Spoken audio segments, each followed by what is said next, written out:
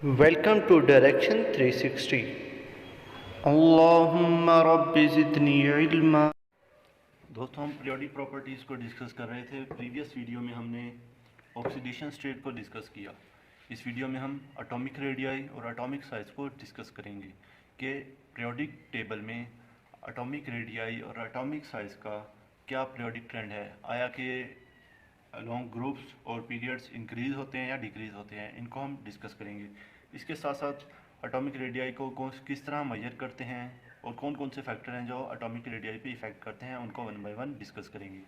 सबसे पहले है जी definition of atomic radii. Atomic radii क्या होती है या एटॉमिक साइज क्या होता है। It is the average distance between the centre of the nucleus and the valence shell of any neutral atom. ठीक है जी, it is the average distance. Average distance होता है कहाँ से जी, न्यूक्लियस से लेके जो वैलेंस शेल होगा, आउटर मोस्ट शेल, उसके दरमियान में ये जो डिस्टेंस है उसे क्या कहेंगे हम, एटॉमिक रेडियाई। दोस्तों, जो एटॉमिक रेडियाई होती है वो डायामीटर का हाफ होता है। डायामीटर लेट कर लेते हैं, ये इसका ये डायामीटर है।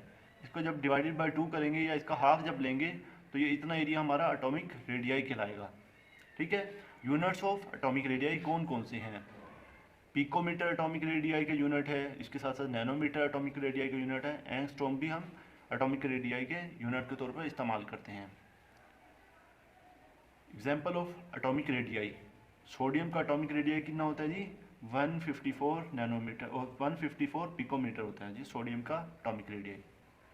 सवाल ये पैदा होता है कि एटॉमिक रेडियाई को हम किस तरह मेजर करते हैं। मेजरमेंट ऑफ एटॉमिक रेडियाई, दोस्तों हम एक्सआरडी टेक्निक्स यानी एक्सरे के ज़रिए भी हम एक्सरे को किसी भी एलिमेंट के पास करके हम उसके एटॉमिक रेडियाई को देख लेते हैं कि कितना उसका एटॉमिक रेडियाई है। इसके साथ साथ स्पेक्ट्रोस्कोपिक टेक्निक्स, स्पेक्ट्रोस्कोपी को हम इस्तेमाल करते हैं, उसका स्पेक्ट्रम प्लॉट करेंगे, उसका प्लॉट वगैरह ग्राफ वगैरह देखेंगे, उसके ज़रिए भी हम क्या कर सकते हैं, एटॉमिक रेडियाई को मेजर कर सकते हैं। Atomic radii can not be measured precisely, exactly measure नहीं किया जा सकता, बिकॉज ये कंसेप्ट आपने पढ़ा होगा, ऑर्बिट सर्कुलर नहीं होते, ये थोड़ी इसकी शेप वगैरह क्या होती है, जो इलेक्ट्रॉन होते हैं उसका पाथ वेल डिफाइंड नहीं होता। इसी वजह से हम इसको क्या नाम है, एग्जैक्टली मेजर भी नहीं कर सकते बिल्कुल प्रिसाइजली। रीजंस क्या है, reasons atom has no sharp boundary, कोई फिक्स बाउंड्री नहीं है। ठीक है, इस वजह से हम एटॉमिक रेडियाई को एग्जैक्टली मेजर नहीं कर सकते हैं। Atomic radii is affected by neighbouring atom. लेट कर लेते हैं यहाँ पे एक नेबरिंग एटम है, इसके अपने भी इलेक्ट्रॉन होंगे। इलेक्ट्रॉन की जब रिपल्शन होगी, ठीक है, जिसकी इलेक्ट्रोनेगेटिविटी ज़्यादा वो तो खींच लेगा, या वैसे रिपल्शन की वजह से क्या होगा, इसका इलेक्ट्रॉनिक क्लाउड अंदर की तरफ चला जाएगा। ठीक है, इलेक्ट्रॉन रिपल करेंगे तो इनका ये स्ट्रक्चर क्या है, ऑर्बिट का स्ट्रक्चर भी चेंज हो सकता है थोड़ा बहुत। ये तमाम फैक्टर एटॉमिक रेडियाई पे असरअंदाज होते हैं।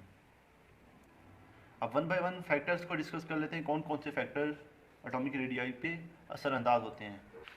सबसे पहला फैक्टर डिस्कस करते हैं जी, शील्डिंग इफेक्ट और स्क्रीनिंग इफेक्ट। ये क्या होता है और इसका क्या रिलेशन है एटॉमिक रेडियाई के साथ। Shielding effect is directly proportional to atomic radii. Define shielding effect. Shielding effect is defined as the decrease in force of attraction between the nucleus and valence shell electron due to interweaving electron. Interweaving electron. The decrease in force of attraction between nucleus and valence shell electron due to interweaving electrons.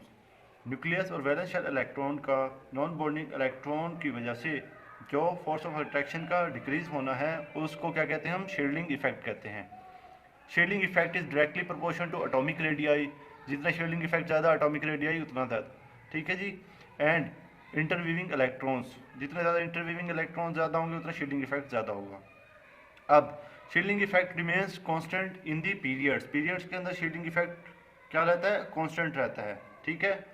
Shielding effect increase from top to bottom in groups, जबकि groups के अंदर क्या होता है, shielding effect top to bottom increase होता है। दूसरा factor है जी न्यूक्लियर चार्ज। न्यूक्लियर चार्ज क्या होता है, the inward pull on valence electron existed by the nucleus due to presence of proton is called nuclear charge. As you know that proton carry positive charge and electron carry negative charge.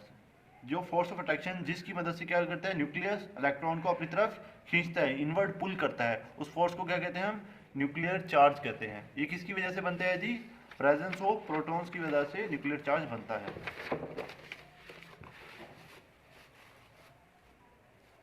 Next discuss कर लेते हैं जी, nuclear charge is inversely proportional to atomic radius, यानी कि nuclear charge जितना ज़्यादा होगा atomic radius उतना कम होगा, क्योंकि force of attraction among nucleus and electron क्या हो जाएगी, बहुत ज़्यादा हो जाएगी न्यूक्लियर चार्ज बढ़ने से। तो क्या होगा, उसका ऑर्बिट ज़रा क्लोज हो जाएगा।